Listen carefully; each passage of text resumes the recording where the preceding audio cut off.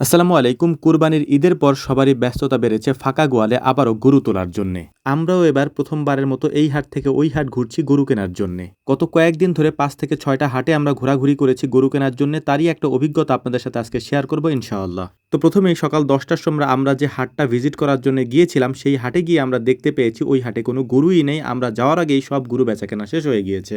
এখানে ছোট্ট একটা ভুল আমাদেরও ছিল। এই হাট নাকি সকাল ৬টা থেকে ৭টার মধ্যেই মিলে যায় এবং ১১টা থেকে ১২টার মধ্যেই এই হাট ভেঙে যায়। তো আমাদের ধারণা ছিল যে সকাল ১০টার মধ্যে তো যেকোনো হাট মিলবেই না ১০টার আগে। ওই প্ল্যান করেই আমরা গিয়েছিলাম, কিন্তু যেয়ে দেখতে পেলাম যে আমরা যাওয়ার আগেই হাট ভেঙে গেছে। ওখান থেকে আমরা অন্য একটা হাটেও গিয়েছিলাম, ওখানেও আমাদের গরু পছন্দ হয়নি। এরপর আমরা ২ দিন অপেক্ষা করে আমাদের যে স্থানীয় হাট রয়েছে সেখানে গিয়েছি, সেখানেও আমাদের গরু তেমন একটা পছন্দ হয়নি। গরু পছন্দ হয়নি এটা বললে ভুল হবে, আমাদের মূলত দামটা পছন্দ হয়নি। কারণ কুরবানির ঈদের পর মাত্র কয়েকদিনের মধ্যে গরুর দামের এত বড় একটা তারতম্য দেখা দিবে এটা আমরা ভাবতে পারিনি। আমাদের ক্ষেত্রে ভাবতে না পারাটাও স্বাভাবিক, কারণ হচ্ছে যে আমরা যেহেতু এর আগে পরে কখনোই মোটাতাজাকরণের জন্য গরু কিনে এনে পালিনি, আমাদের পালের গরুগুলিকে আমরা মোটাতাজা করেছি এবং এগুলিকে কোরবানির হাটে বিক্রি করেছি।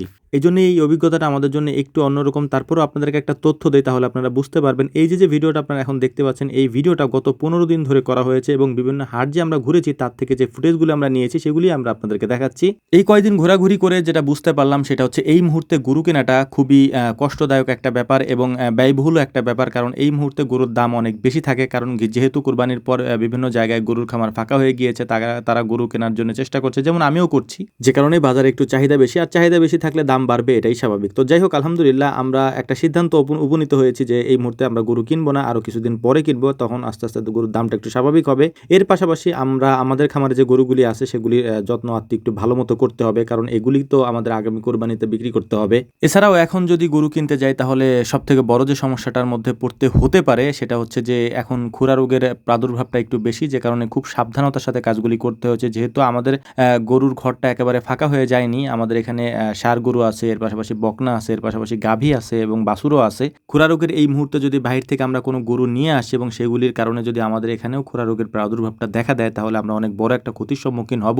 এ কারণে অনেক কিছু চিন্তা ভাবনা করে আমাদেরকে আপাতত একটু সময় নিতে হচ্ছে। এই সময়ের মধ্যে আমাদের যে নতুন শেডটা আছে সেটা আমরা নির্মাণ কাজ চলমান রয়েছে, সেটা আমরা শেষ করবো ইনশাআল্লাহ, এবং শেষ করার পরে ওটা যখন পরিপূর্ণ হয়ে যাবে তখন আমরা বাহির থেকে যদি কোনো গরু আনি তখন আমরা ওইটার মধ্যে রাখতে পারবো এবং ওখানে রেখে লালন পালন করে আমরা পুরাতন যে শেডগুলি রয়েছে ফাঁকা সেখানে আমরা আনতে পারবো। এটা আমাদের জন্য সব থেকে ভালো হবে এই মুহূর্তে। এই কারণেই মূলত হচ্ছে যে আমরা এই সিদ্ধান্তগুলি নিয়েছি। তো আমাদের জন্য দোয়া করবেন, আল্লাহ তাআলা যেন আমাদের ব্যবসায় বারাকা দান করেন। বিশেষ করে হচ্ছে যে গরুর খামারটাকে আমরা চাচ্ছি যে আগামী কয়েকদিনের মধ্যে বা কয়েক মাসের মধ্যে অনেক বড় পরিসরে শুরু করার জন্য। এটার জন্য অনেক সময় আমাদেরকে ব্যয় করতে হচ্ছে, অনলাইনেও আমরা সময় দিতে পারছি না তেমন একটা। তো যাই হোক, সব মিলিয়ে ব্যস্ততা বেড়েছে, আমাদের জন্য দোয়া করবেন, আল্লাহ তাআলা যেন বারাকা দান করেন। আসসালামু আলাইকুম রাহমাতুল্লাহ।